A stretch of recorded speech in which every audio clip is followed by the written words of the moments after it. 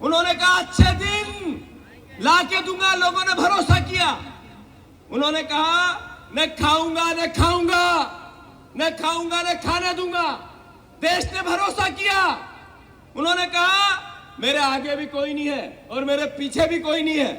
देश ने भरोसा किया और देश के प्रधानमंत्री ने दिया क्या? बेरोजगारी दी। विश्व में सबसे बेरोजगार देश है तो भारतवर्ष है। उन्होंने महंगाई दी, पाकिस्तान से ज्यादा महंगाई है तो भारत में है।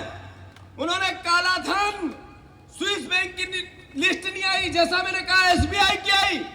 उसमें कोविड में लोग अपना सब कुछ देने को तैयार थे, तब भी बीजेपी व्यापारियों से चंदा ले रही थी। उन्होंने कहा 180 करोड़ रुपए कंपनी कमाती है, उससे 1100 करोड़ रुपए चंदा ले लिया। 500 करोड़ रुपए पता ही नहीं पाई बीजेपी कि कहां से आया। उन्होंने कहा हमारे ऑफिस के सामने कोई फेंक के चला गया, हमने उठा के कैश कर लिया। ये नरेंद्र मोदी ने अच्छे दिन, अच्छा देश, मेरा परिवार, सबका साथ सबका विकास का देशवासियों को तमंगा दिया। साथियों, देश में मोदी जी अभी 2 दिन पहले कल राजस्थान में भाषण दे रहे थे। उन्होंने कहा कि बहनों के मंगलसूत्र की बात की। मोदी जी, बहनों के मंगलसूत्र का हिसाब बोलने से पहले आपको शर्म आनी थी। ब्रजभूषण आपकी पार्टी का सांसद था, हमारी पहलवान बहनें 2 महीने तक रोड पे बैठी रही। आपने मंगलसूत्र की लाज नहीं रखी, आप बोल ही नहीं सकते। अरे आपने, मैं बोलना नहीं चाहता, छोटी और ओछी बात, भारतवर्ष में धर्मपत्नी को भोलेनाथ ने भी अर्धनारी का एक स्वरूप भारतवर्ष को बताया। और आपने आपका पारिवारिक धर्म क्या है वो कैसा निभाया। आपको मंगलसूत्र की बात करने से पहले रवि किशन, आपकी पार्टी का सांसद है, उसकी बेटी ने आज ही प्रेस कॉन्फ्रेंस ली कि मेरा बाप रवि किशन है, डीएनए टेस्ट कराओ। ये मानता नहीं है कि मेरा पिता है, आपकी पार्टी का सांसद है। उसके लिए एक शब्द नहीं बोले आप बात करते हो मंगलसूत्र की। उसके पहले आपको ये तो सोचना था कि आपने देश के सामने किस तरीके की यातनाओं की बात की। अरे देश के आज 10 साल बाद देश में बहस हो रही है संविधान बचाने की, लोकतंत्र बचाने की, आपके वोट के अधिकार को बचाने की। ये पत्रकार जितने बैठे हैं यहाँ साथीगण मेरे, इनकी आवाज को बचाने की, इनकी लेखनी को बचाने की। अरे देश में क्यों कहना पड़ा गोदी मीडिया, मोदी मीडिया? ये सवाल क्यों हुआ? आपने, जैसा विवेक तनखा जी अभी बता रहे थे कि देश की संवैधानिक संस्थाओं पर खतरा है, ये बहस क्यों छिड़ी? नरेंद्र मोदी जी, देश में ये सवाल क्यों है कि सोवियत रूस जैसा होगा? अभी उमंग सिंगार जी ने बताया कि चुनाव 29 का आखिरी है, इसके बाद होंगे कि नहीं होंगे, सवाल उठ रहा है। ऐसा देश कैसे बना? ऐसी सोच कैसे आई? ऐसा विचार क्यों आ रहा है? ये 10 साल बाद नरेंद्र मोदी जी ने ऐसा देश बना के दिया। अरे साथियों, बात तो थी, नरेंद्र मोदी जी ने कहा था कि मैं देश में ऐसी खुशहाली लेके आऊंगा कि हर दर्जे का सबको सुकून और संपन्नता, समृद्धि रहेगी। आपने कमर तोड़ महंगाई कर दी, कर्ज में डूबता किसान कर दिया, चरम छूती महंगाई कर दी।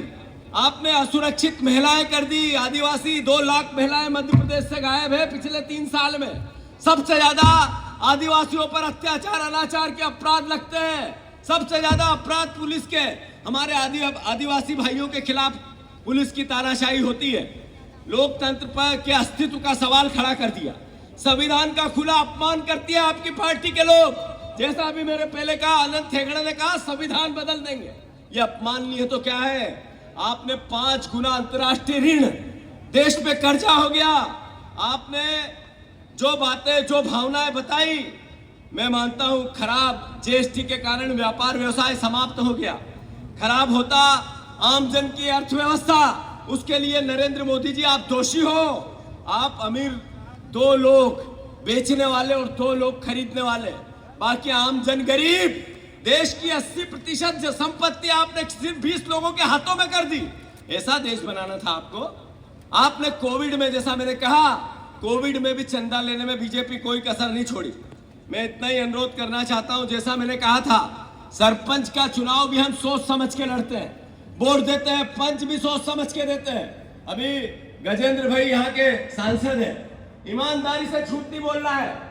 मैं मंच पर विराजित सभी नेता, कार्यकर्ता, मंडल अध्यक्ष, सेक्टर अध्यक्ष, आपसे भी बोलना चाहता हूँ, पत्रकार बंधुओं से भी बोलना चाहता हूँ, यहाँ उपस्थित एक एक जन से, गजेंद्र पटेल 5 साल में किसके गांव में आया, हाथ ऊंचा करो। नहीं आया? पीछे भैया बताओ, नहीं आया? जो आदमी 5 साल में आपके गांव में नहीं आया, कोई बात नहीं, देश की सबसे बड़ी पंचायत है, टाइम नहीं मिला होगा। मैं इतना अनुरोध करता हूं, कोई की मौत मैयत में तो आया होगा, अच्छा ब्याह शादी में तो आया होगा, नहीं आया?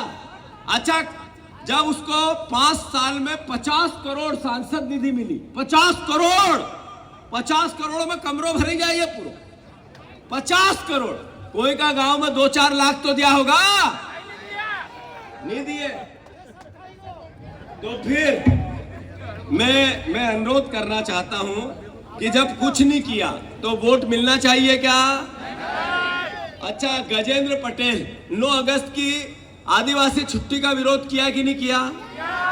अच्छा, उसने आप लोगों को वो आदिवासी नहीं कहता, आदिवासी क्या है ये जरा मंच पर बैठे हुए लोगों को भी समझना पड़ेगा।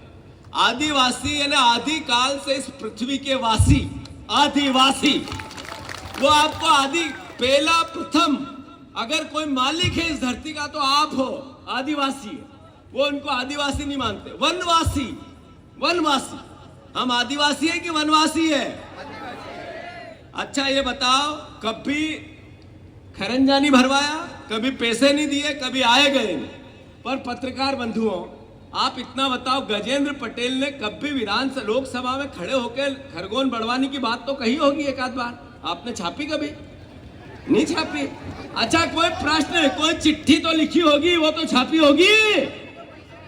जब कुछ नहीं किया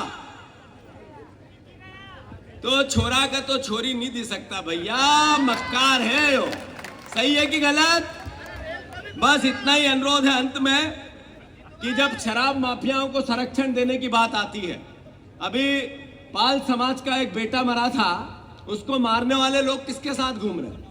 किसके साथ घूम रहे हैं? सांसद हमारे जो वर्तमान है उनके चुनाव प्रचार में घूम रहे हैं। मैं अंत में इतना कहना चाहता हूं, ये धरती महापुरुषों की धरती है। आदरणीय सुभाष यादव जी, जिन्होंने इस मालवा निमाड़ में जो क्रांति लेके आए, जो बीजेपी के लोग कट्टर है ना, ये भी बोलने लायक तब बने जब इस निमाड़ में नहरें आई, यहाँ का विकास हुआ, नर्मदा माई गांव गांव खेत खेत गई, तब हुआ। और सुभाष यादव जी कांग्रेस पार्टी के नेता थे, कांग्रेस परिवार के थे। मैं आप सबसे अनुरोध करना चाहता हूं, बीजेपी के परिवारजनों से भी अनुरोध करना चाहता हूं कि आप, अगर इस लोकतंत्र में आपको भरोसा है, सरपंच से लेके संसद तक चुनाव होना चाहिए, तो नरेंद्र मोदी जी जिस तरह की भाषा बोल रहे हैं, जिस तरह के भाषण कर रहे हैं, जिस तरह की भावना व्यक्त कर रहे हैं, वो एहसास करा रही है कि इंडिया गठबंधन बहुमत में आ रही है। ध्यान रख लेना, कांग्रेस जीत रही है और बीजेपी हार रही है। जहां तक खरगोन बढ़वाने का प्रश्न है, एक ऐसा व्यक्ति जिसने अपनी 1 लाख से ऊपर की नौकरी छोड़ी, जो चाहता तो 1 लाख रुपए की 1 क्लास की नौकरी थी, विधायक और सांसद जैसी नौकरी थी, वो छोड़ी और आपकी सेवा में, आपके चरण छू के सेवा करने आए हैं। मैं सभी व्यापारी बंधुओं को खरगोन के, सभी पत्रकार बंधुओं के खरगोन के, सभी राजनीतिक लोग जितने भी हैं यहाँ, सरपंच से लेके ऊपर तक, सबसे आग्रह करता हूं कि ईमानदार, नेक, आज तक कोई किसी भी प्रकार का भ्रष्टाचार का एलिगेशन इस आदमी पे नहीं लगा। इसके पास गजेंद्र पटेल इतने पैसे नहीं है, खर्च नहीं कर पाएगा, पर इसके पास ईमान है, ईमानदारी है। इसके पास आपके बेटे का होने का हुनर है, आपका बेटा बनना चाहता है। आप इसको गोद ले लो, गोद लोगे कि नहीं लोगे? बस आज का दिन, जैसा पोर्ते जी ने कहा, 21 दिन आप लोगों के दान चाहिए, फिर 5 साल ये आपका दिहाड़ी का रोज की दाड़की आपकी करेगा। बस मैं इतना ही कहना चाहता हूं। पोर्ते जी, मैं अनुरोध करते जी, पोरलाल खरते जी, मैं अनुरोध करना चाहता हूं कि वहां से जितने हमारे विधायक हैं, जितने हमारे पूर्व मंत्री आदरणीय बाला बच्चन, विजय लक्ष्मी साधो, रवि जोशी, अरुण यादव जी, हमारे उमंग सिंगार जी, इधर हमारी भाभी झूमा सोलंकी, केदार भैया, इधर और कौन रह गए हमारे, अरे छागे ग्यारसी लाल रावत जी, मंडलोई जी, हमारा सेंधवा के विधायक जी, सभी हमारे यहाँ उपस्थित सबके और पूरी जनता के जरा नीचे झुक के प्रणाम करके वोट मांग लो एक बार। चलो, भारत माता की धन्यवाद। आभार प्रदर्शन